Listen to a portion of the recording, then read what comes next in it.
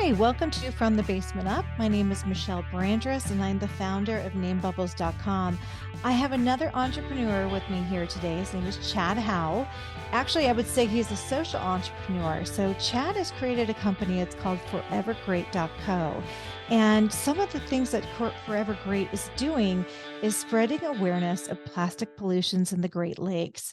He is confronting the issues of microplastics and how it's relating to fast fashion and how wasteful our clothing is. So Chad is spreading education and he's influencing action. So please join us today in hearing about Chad and forevergreat.co. So Chad, welcome and thank you so much for joining us today. Hi, Michelle. Thank you so much for having me on. So Chad, I'm hoping that you can give us a little background about your company, and then I want to hear some background about you, but please tell us what Forever Great is and how you got started. Yeah, of course.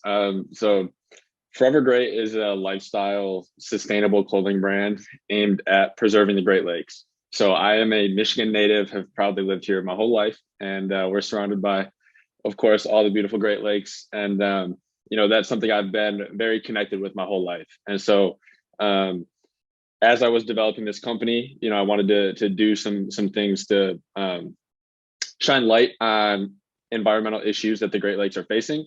And we decided to do that through clothing, which we'll probably get into later. But all of our clothing is made from 100% recycled materials using ethical manufacturing here in the US.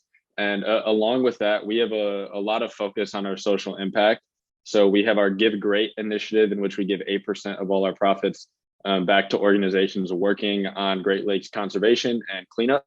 And we also have our own cleanup program that we run. So we do beach cleanups and river cleanups throughout the region.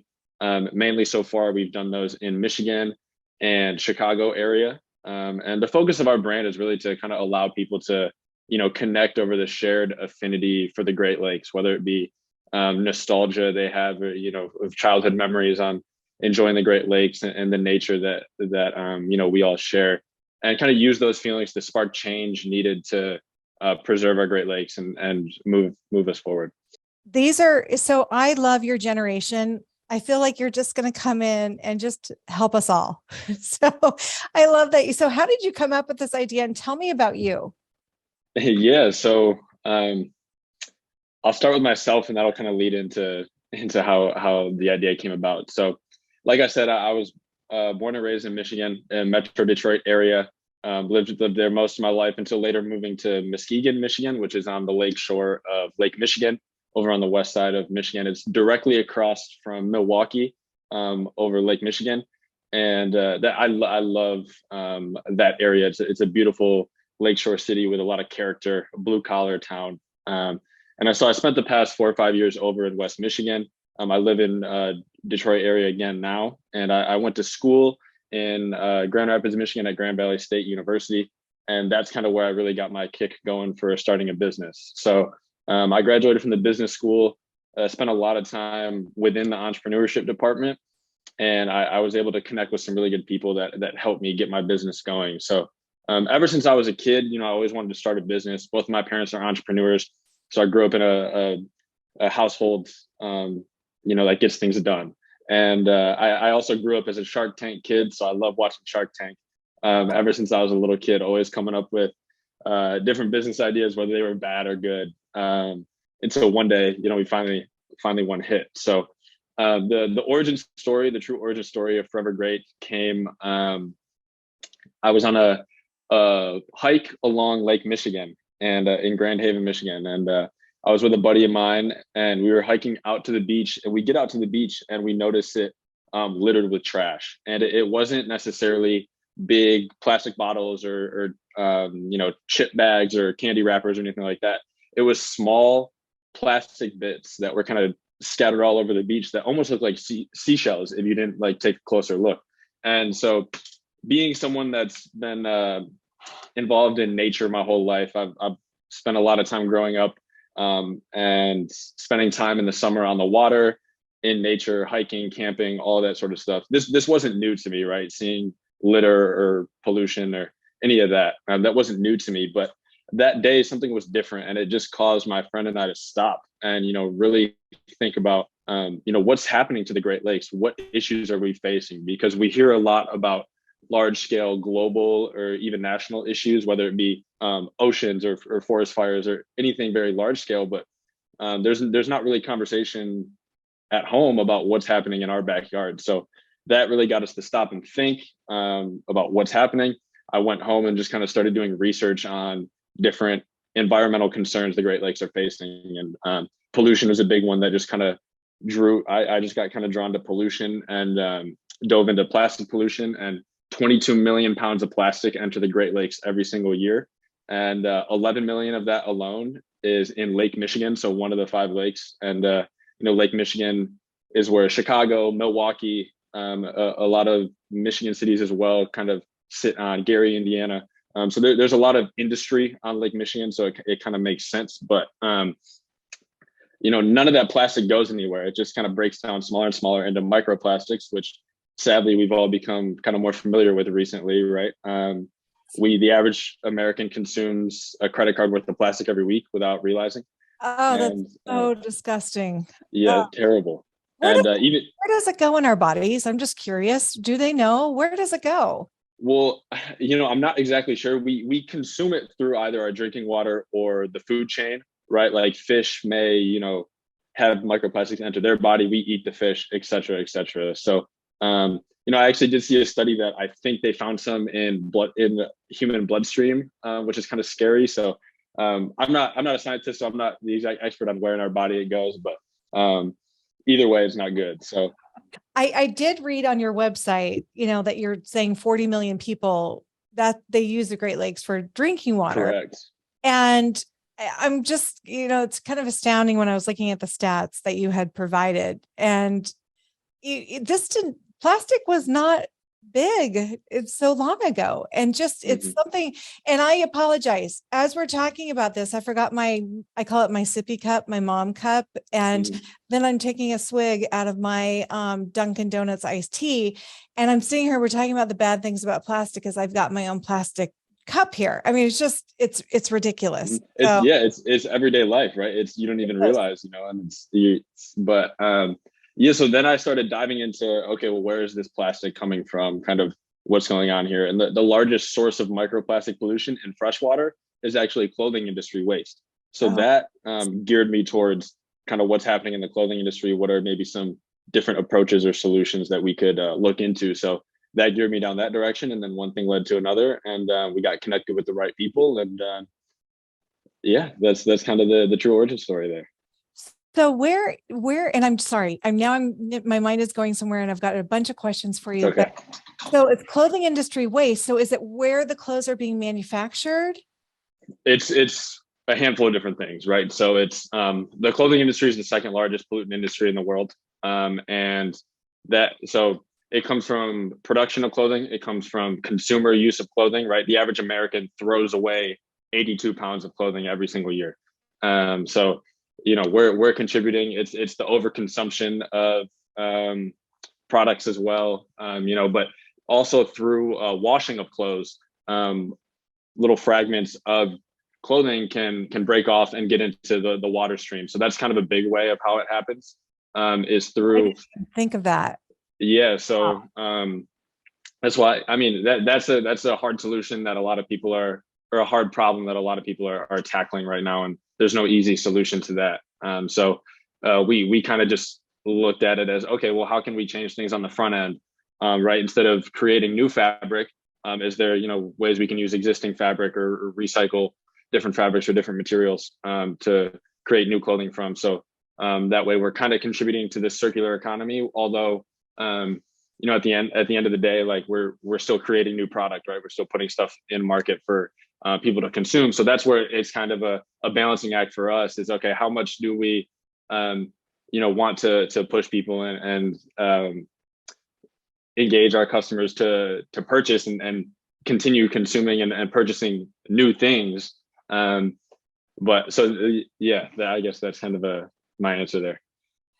Now it's interesting because I had a woman on from the basement up on season 1, and her name is Nicole Snow, and she does something called Darn Good Yarn, and she has started her supply chain. And women are tearing up old pieces of silk and fabric, and this is in India, and she has created her own manufacturing stream. So it sounds like you're doing something similar, where you're creating your own fabric, your own manufacturing line.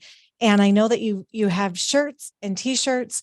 Do you see yourself going into things like, swim shorts or sun hats or things like that? Do you see things like that happening as well? Yeah, we definitely see extensions coming beyond this. So right now we've done shirts, we've done sweatshirts, we've done tote bags, and kind of what we see next is hats is definitely something we want to get into. I'm starting to become more interested in kind of cold weather wear as well. So maybe vests or jackets or something along those lines down the road. Being, of course, based in the Great Lakes area, it gets pretty cold most of the year. So definitely want to think of that. But I don't know if necessarily swim trunks is in the future. There's definitely some good companies out there doing great things with swim trunks and recycled fabrics. But yeah, definitely some things we are looking forward to. So I love the idea that you're going into the warmer items. And when everybody thinks of a lake, they think of the summer, but it really, I'm in upstate New York, so I get it. You've got 3 months and that's about it. So, Yeah. and you might only but water 2 months. Right. But that's what we love about it, right? We get the most out of the summer times. And, I'll have people from California or the East Coast or wherever, talking about the oceans with how they love the oceans and this, that, and the other. And I'm like, we pretty much have oceans too. There's no salt in them, right? And we can only use them for maybe 4 months of the year, but man, we make the most of it. And that's life here, so we like it. Absolutely, and you won't get eaten by anything either. So correct. There's no sharks. Shark-free water, salt-free water. Yeah. So, but I did know someone who grew up in Michigan, and he would put on a wetsuit and he would surf in Oh yeah. full gear. Oh yeah, we've got real surf culture out here in Michigan as well. I've never surfed the Great Lakes, but there's a lot of Great Lakes surfers that'll go out no matter what month of the year, as long as the lake's not frozen over, they'll go out there. That's diehard. But I mean, you're tough. You're tough people. So yeah, how to get through it all. So you had mentioned something on your website called Cradle to Cradle Solution. And I was curious, what is that? Mm-hmm. So the concept of cradle to cradle solution is kind of what can we do from beginning of product to end of product, and then also close the gap between end of product and beginning of new product. So that's a concept that a lot of companies and a lot of people in the sustainability world are diving into.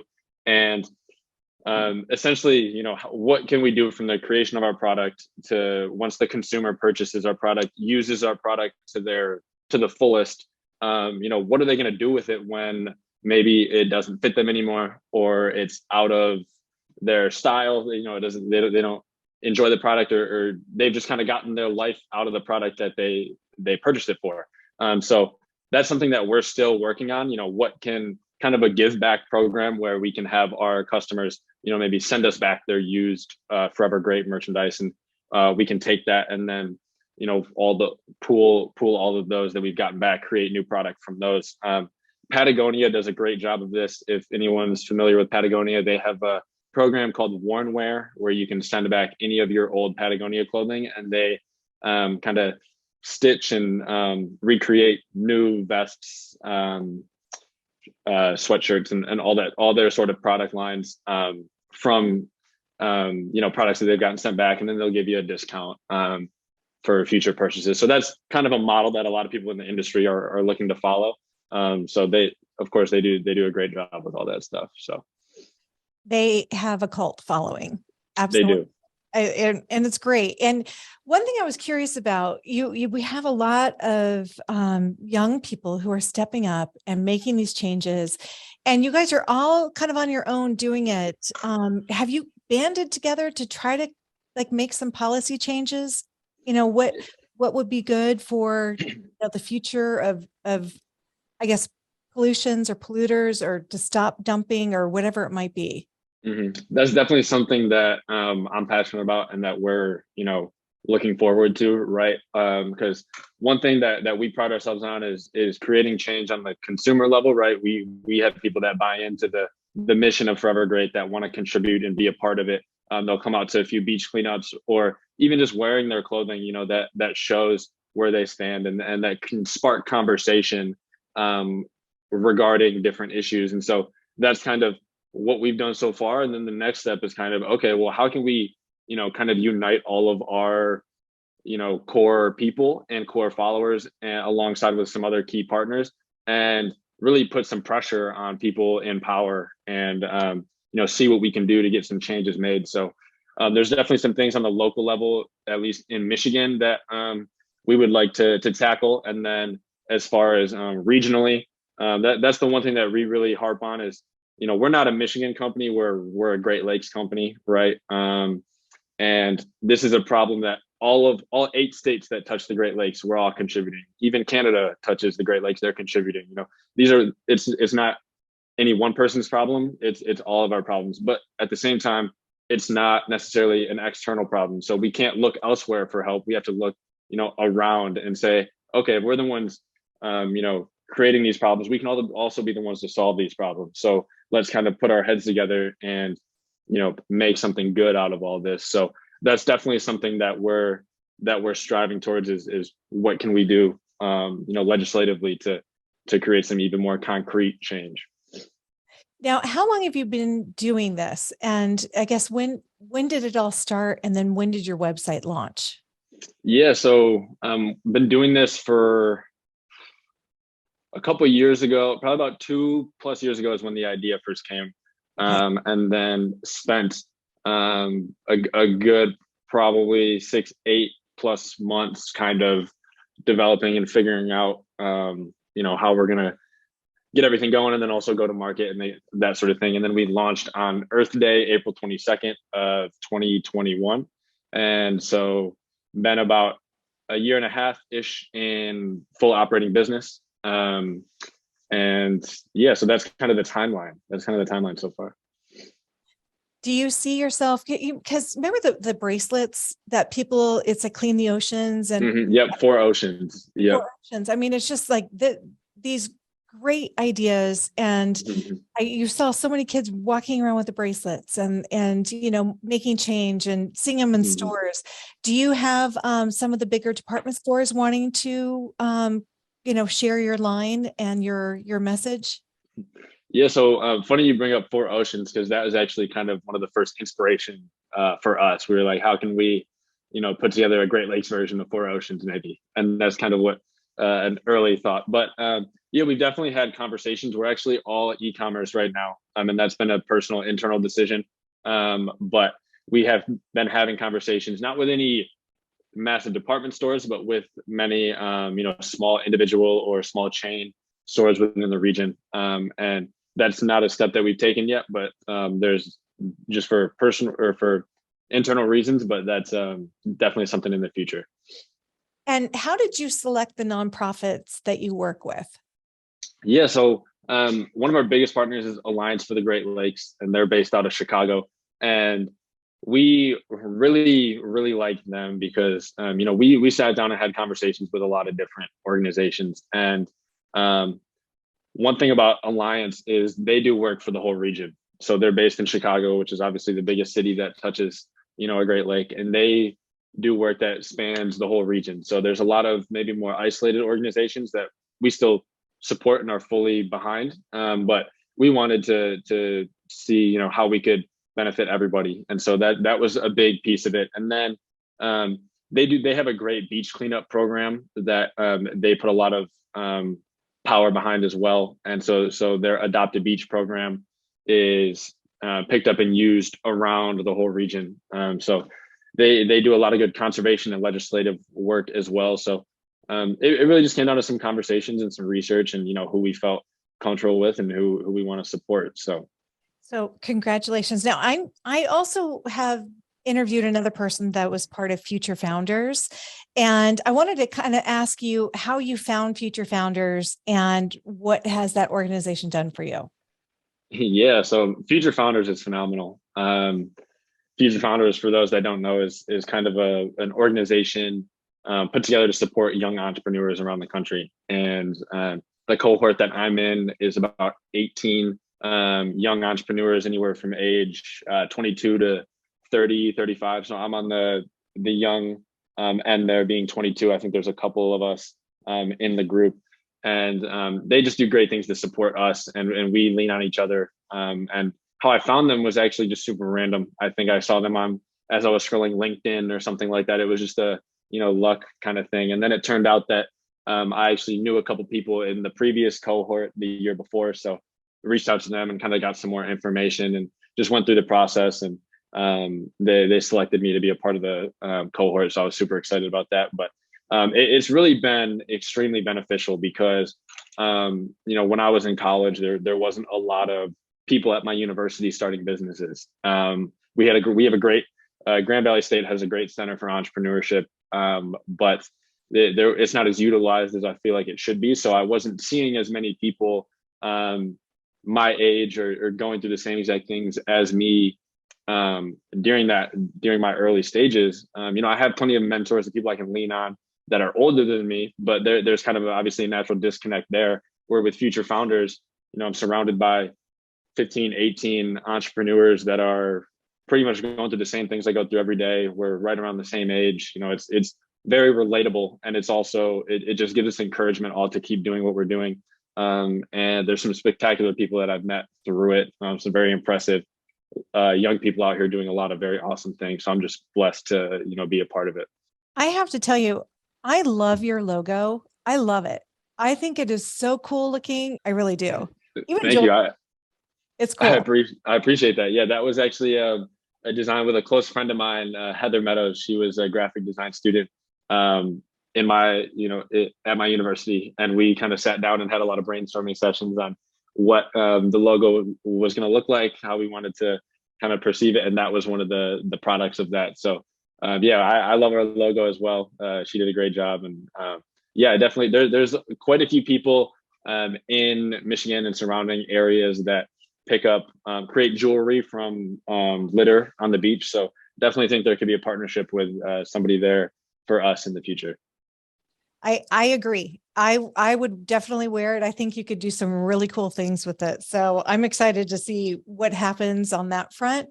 And I love that there's so much potential for so much evolution, and you're already going. And I do know what it's like where you have to stay focused, especially in the beginning, Mm-hmm. because when you have so many channels and different things you can do, you have to make sure that you can still get that momentum and that traction and stay focused. Mm-hmm. So I understand. What do you, I mean, as far as sharing your toughest lessons, I love hearing like the wins and the losses, and like just so a tough lesson you could share with the listeners so maybe they could avoid it if possible. Yeah. I think I'll kind of use two examples here. I think from a business example, we definitely had some lessons to learn regarding being an inventory business, being a product business. There's always some cash flow challenges, and so that we kind of encountered some of those challenges during the early stages. So just always being on top of your finances and your cash on hand as a product based inventory based business is very important. And then personal, definitely just learning how to set boundaries for myself and find balance within my life as an entrepreneur, being so focused, especially in the early days on starting something. There's definitely a lot of things I missed out on, whether it be with friends or family or anything like that, because I was so laser focused, which was important for me at the time. And I don't have any regrets in my life, but definitely finding ways to create boundaries, especially being my own boss. Right, I could work as much or as little as I want. There's no one over my ear telling me when to clock in, when to clock out. So being able to set boundaries is probably the most important thing as an entrepreneur. I agree. I remember, so when I first started, my son was 18 months, and I think about it now, he's 16, and all so much time. You lose so much time because you're wearing so many different hats. You're good doing customer Yep. service, you're making sure your supply chain, and you started in COVID. So Correct. that would have been really tough to find the vendors who actually had the supplies for you at that time. And it looks like you're finding the supplies, you're trying to create the supply chain, but you're also manufacturing in a different place too. So you're trying to sustainably create the material. How has that been as far as challenges? Yeah, so it was definitely challenging. Um, Everything related to supply chain was challenging from the beginning. But it just really came down to as much research as we could do and as many conversations as we could have. And we, found some people that kind of believed in what we were doing, and we were able to make it work. But definitely, definitely challenging. I think the long term goal for us is to find a way to create here in the Midwest and in the region. We definitely have some financial limitations at this early stage to be able to do things like that. But creating in the U.S. has just been extremely important to us, just with everything behind our mission. Kind of leading into the winter clothing and everything. Do you Yeah. kind of have it nailed out or kind of figured out, or is it still like an evolving thing? Yeah, I think we kind of got some a good majority of it figured out. So I mean, we did kind of a pivot after about year one, or within year one. So we initially started with strictly recycled polyester fabric, which comes from recycled plastic. So the plastic was taken, shredded up, melted down, and strung out into a yarn, which comes together into a fabric. And the partner we had for that was great, but what we just decided to kind of move away from that in terms of we wanted to kind of just create with more natural fabrics, although we were still recycling materials. There's something more natural about recycled cotton than plastic, of course. So that was the kind of a pivot that we made. Although we still have recycled polyester clothing up for sale on our site, we don't plan to continue producing those in the future. And we've kind of pivoted to this recycled cotton, which is 100% U.S. cotton waste. So the cotton scraps are taken from cotton manufacturing, and all those scraps are collected, and then essentially sent back through and create new cotton fabric with the waste, using no additional water or resources. And we were just able to kind of find and luck ourselves into some good partners that kind of had this whole process already set up. And so we were able to, find them, converse with them, and kind of add in our 2 cents and kind of what we wanted our products to look like through that. So that material is very, very kind of innovative at this stage in the US, at least. And so the cotton actually never leaves the US borders. It was grown in the US and then wasted in the US and then recreated in the US. So that's something that we're very proud of. And we hope to kind of even shrink that down smaller if we can, right? And kind of create that process here in the Midwest. And that's the long-term goal. But yeah, that's kind of where we're at right now. And it's been definitely a process and a journey, but we feel comfortable with where we're headed there as well. Well, I like that. Thank you for explaining that. I personally love wearing the all natural fibers, and just the fact that it has a second life, like that upcycle, Mm-hmm. makes me Mm-hmm. happy.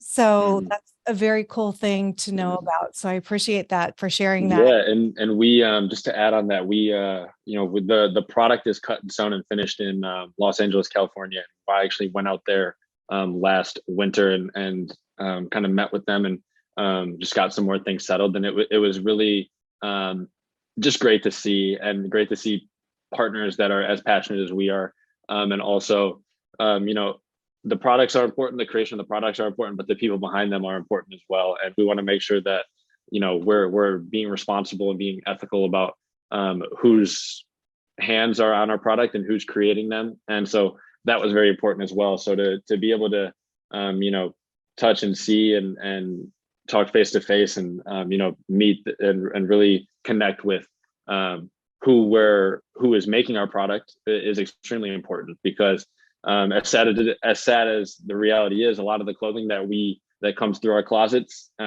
we have no idea who made them, and the companies that created those products, they oftentimes don't even necessarily know whose hands were on those products. So that's something that, as important as sustainability in the fabric is also important in the people behind it as well. Are you allowed when you go out there? I'm just curious. When you go out to see on the manufacturing side, will they let you you know, I guess do like little videos with people just so people can see? Like, I love that story. I Mm-hmm. think that's so cool. And I think we're kind of having this turning point in our culture and our society, at least especially with your generation, where people are like, wow, like, do I really need this? And where is this coming from? And what's the impact of this? And I'm really happy that's finally happening. And I think that there's going to be a huge pivot towards this. I think we're at this inflection point where this change is happening. I'm hearing young entrepreneurs caring more and more, and it's fantastic. So, do you see yourself kind of creating? I love that you have, the one group, but do you have like a sustainable group of other, I guess, clothing manufacturers, or do you think that there might be too much of an area of a conflict?